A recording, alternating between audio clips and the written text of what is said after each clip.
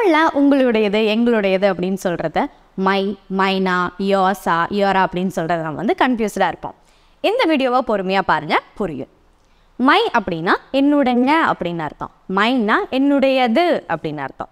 For example, that is my idea, அது என்னுடைய idea அப்படின்னு அர்த்தம். தேட் ஐடியா இஸ் மைன் அப்படின்னா அந்த ஐடியா என்னுடையது அப்படின்னு அர்த்தம்.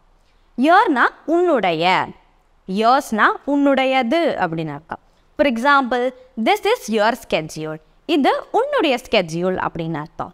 திஸ் ஸ்கெட்யூல் இஸ் யோர்ஸ் அப்படின்னா இந்த ஸ்கெட்யூல் உன்னுடையது அப்படின்னு அர்த்தம். இந்த சென்டென்ஸ் எல்லாமே கொஞ்சம் சிமிலராக தான் இருக்குங்க.